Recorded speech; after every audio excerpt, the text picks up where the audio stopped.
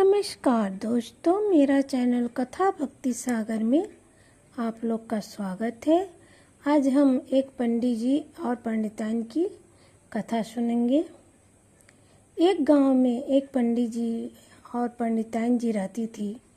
पंडित जी जो थे डेली भिक्षा मांग के लाते थे और जो भी मिलता था उन्हीं से उन दोनों का गुजारा होता था। एक दिन पंडित जी भिक्षा मांग के लाए थे तो उतना ही भिक्षा मिला था कि दोनों प्राणी अपना भोजन कर सके। तो पंडिताइन जी ने उस दिन खिचड़ी बना दी थी। जो मिला था उससे पंडिताइन जी ने खिचड़ी बना दी थी। जैसे ही दोनों भोजन करने के लिए बैठे, कोई दरवाजे पे आ गया। दरवाज़ा खटखटाया। पंडित जी गए, दरवाज़ा खोले। वो व्यक्ति बोला कि मैं बहुत भूखा हूँ, मुझे कुछ खाने को दे दो। पंडित जी ने श्रद्धापूर्वक उसको घर में बुलाया, बैठाया और अपने लिए जो थाली पंडिताइन जी ने पंडित जी के लिए जो थाली निकाली थी पंडित जी ने उस आदमी को दे दिया। उस आदमी ने भोजन किया। पंडित जी पूछे और चाहिए? उस आदमी ने बोला हाँ, और थोड़ा भूख लगा है।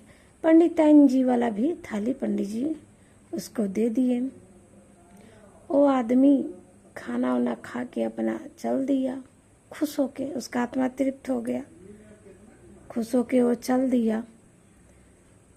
अब पंडित जी क्या करे? पंडिताइन जी जिस बर्तन में खिचड़ी बना था उसमें थोड़ा सा खिचड़ी बर्तन में लगा था। तो पंडिताइन ने सब सिमट के बाहर निकाला और थोड़ा सा खिचड़ी पंडित जी खाए और थोड़ा सा खिचड़ी पंडिताइन जी खाई।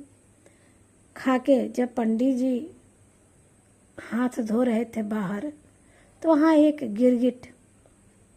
गिरगिट वहाँ एक बैठा हुआ था। जब वो पंडित जी ने हाथ धोया तो उस हाथ धोवन का जो पानी था उस गिरगिट के आधे शरीर पे पड़ गया। जैसे ही आधे शरीर पर पानी पड़ा, वो गिरगिट का आधा शरीर सोने का हो गया, एकदम चमचम चमकने लगा। तब उसने पंडित जी से कहा कि पंडित जी, आप मेरे पूरे शरीर पर पानी डाल दीजिए ताकि मैं पूरे शरीर एकदम चमकने लगेगा, सोने का हो जाएगा। पंडित जी बोले, हंसने लगे और बोले कि देखो, धर्मराज युधिष्ठिर यज्ञ कर रहे हैं, वहाँ बहुत सारे पंडित जी लोग आएंगे, खाएंगे खाना।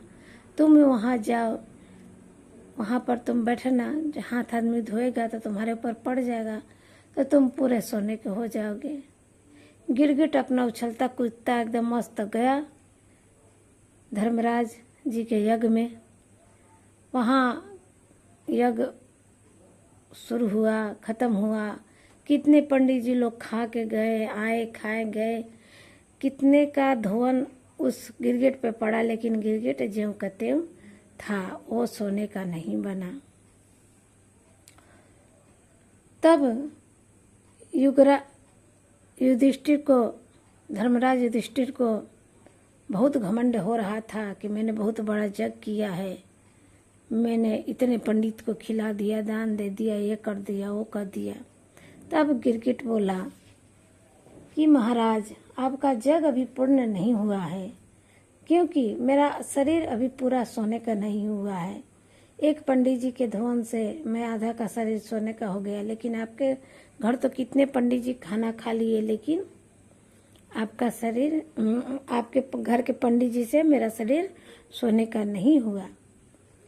वहाँ पर भगवान कृष्ण खड़े थे युधिष्ठिर जी के पास। युधिष्ठिर जी ने कहा कि भगवान, आप बताइए कि मेरा यज्ञ कैसे पूर्ण होगा। तब युधिष्ठिर भगवान ने कहा कि इस राज्य का प्रत्येक जो भी व्यक्ति भूखा हो, एकदम अंतिम व्यक्ति भूखा खाना खा लेगा, तभी आपका यज्ञ पूरा होगा। आदमी आ रहे थे, खाना खा रहे थे, सभी लोग खत्म हो गए, लेकिन वो गिरगिट सोने का नहीं हुआ। युधिष्ठिर महाराज परेशान हो गए। फिर लास्ट में एक लकड़हारा था जो जंगल गया था लकड़ी काटने, वो लास्ट में आया। जब वो भोजन करके हाथ धोया तो जो पानी पड़ा गिरगिट पे, तो गिरगिट सोने का हो गया। तब युधिष्ठिर भगवान को समझ में आ गया कि घमंड नहीं करना चाहिए, श्रद्धा से दान धर्म जो भी करना चाहिए, क्योंकि धर्मराज युधिष्ठिर के पास तो धन दौलत सब था।